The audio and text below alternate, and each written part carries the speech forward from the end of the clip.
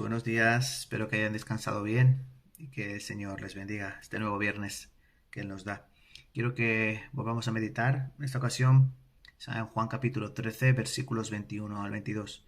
San Juan capítulo 13 versículos 21 al 22. Dice así la palabra de Dios. Habiendo dicho Jesús esto, se conmovió en espíritu y declaró y dijo: de cierto os digo que uno de vosotros me va a entregar.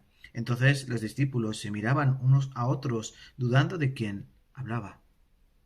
Yo hace poco, pues haciendo en la iglesia de Tarancón una serie acerca del aposento alto, hemos tratado los diferentes temas, ¿no? De los cuales en aquella cena pues se hablaron, ¿no? Como las negaciones de Pedro, la Santa Cena, el lavamiento de los pies, todas aquellas cosas que ustedes ya saben.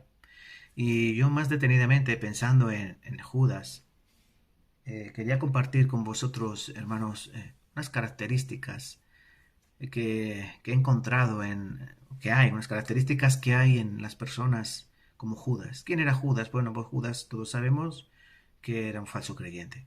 Era una persona que profesaba ser un discípulo, pero que después fue evidente que no era así.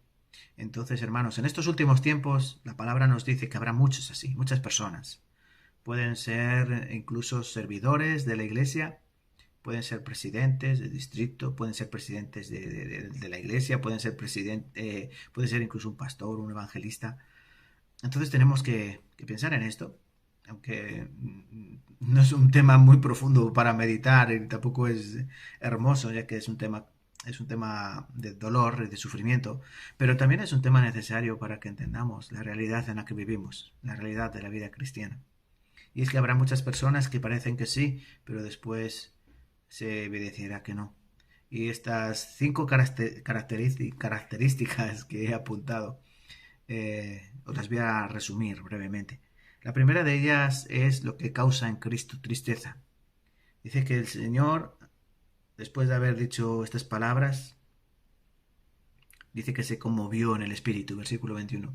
Esa palabra conmoverse quiere decir que Él se compungió, que Él se entristeció enormemente en sí, porque entendía que Judas, bueno, Él sabía hace tiempo que Judas le iba a traicionar. Él lo escogió, ¿no? Él escogió a los 12 y uno es diablo, dijo el Señor.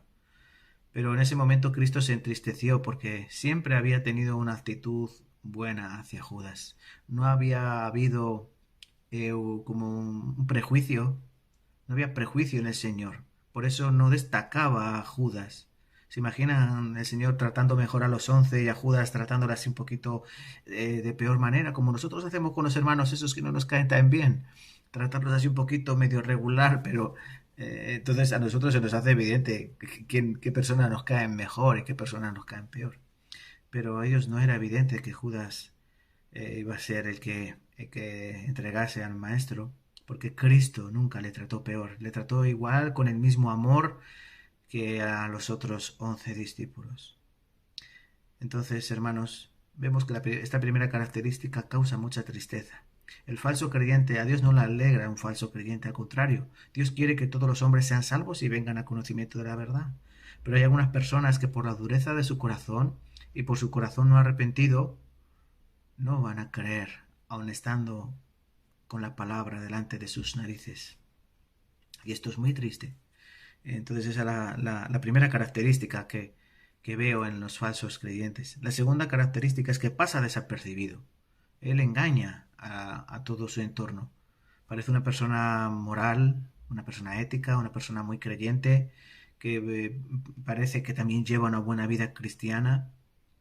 Judas pasó totalmente desapercibido. Dice la palabra que uno tras uno fueron preguntando al maestro: maestro, seré yo, seré yo, seré yo.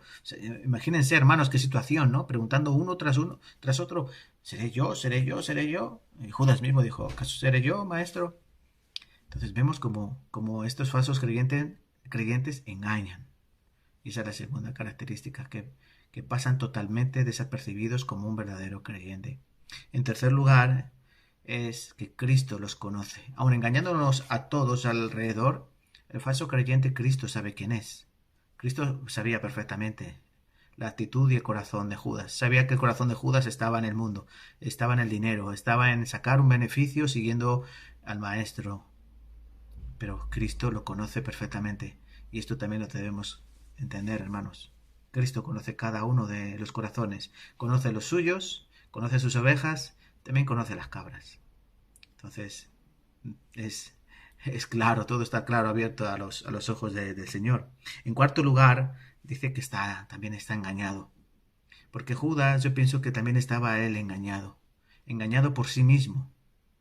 Como dice, por ejemplo, San Mateo capítulo 7, muchos me dirán, versículo 21 y 22, dice, muchos me dirán en aquel día, Señor, Señor, en tu nombre hicimos muchos milagros, en tu nombre echamos fuera demonios, en tu nombre profetizamos. Dice la palabra, el Señor les dice, entonces os declararé, es decir, entonces les será abierto, entonces se darán cuenta de que han llevado una vida de engaño. Igual que ellos han engañado, ellos serán engañados. Dice segunda de Timoteo, ¿no? Capítulo 3, versículo 13, que los malos hombres vivirán como engañando y siendo engañados. Qué terrible situación. Y por último, la última característica de este falso creyente, podemos decir, es que escoge el mundo directamente. Aun estando en Cristo, aun estando con la palabra, aun viviendo en un entorno de la iglesia, Él siempre escoge el mundo. Él siempre está con la palabra, pero su corazón está lejos de la palabra. Su corazón y su pensamiento está en el mundo. Y esa es la característica del falso creyente. Y en estos últimos tiempos, hermanos, por eso ya la reflexión de hoy, porque esto es también para nuestra época. Dice 2 Tesalonicenses en el capítulo 2, cuando, hablando de la segunda venida del Señor, dice que no vendrá sin que antes no venga la apostasía y se manifieste el hijo de perdición, el anticristo, ¿no? ¿Y qué es la apostasía? El impío, el incrédulo, no puede apostatar, porque apostatar significa apartarse de la fe. Entonces, ¿quiénes apostatarán? Pues obviamente apostatarán los creyentes falsos, los que no perseveran, los que parece que sí, pero después de un tiempo se evidencia de que no. Cuando vienen tribulaciones, persecuciones, cuando vienen pruebas, cuando ellos aman sus propios deseos y sus concupiscencias, entonces se hace más que nunca más evidente que ellos parecían que eran de Cristo, pero no eran de Cristo. Entonces, hermanos, mi anhelo y mi oración es que todos ustedes perseveren en la oración, que perseveren en la doctrina de la palabra, que perseveren en aprender, que perseveren en recitar versículos, porque habrá ocasiones en que vengan dudas a nuestros corazones y digamos, ¿acaso seré yo? Como los discípulos, ¿acaso seré yo uno de esos falsos? Porque sí, engañan, pero es que ellos mismos también están engañados. Y esto lo tenemos que meditar también. ¿Saben quién es el salvo? El que persevera hasta el fin. Entonces, que Dios nos dé ese corazón de perseverancia y el Señor nos dé esa seguridad en nuestra salvación para que nada ni nadie nos tambalee. ¿Vale, hermanos? Entonces, meditando acerca de estas características del falso creyente, les dejo y con algo profundo para pensar y para meditar. Nada, les quiero mucho, les echo de menos y espero que nos volvamos a ver pronto en las iglesias, si así Dios lo quiere. Cuídense y que Dios les bendiga. Chao.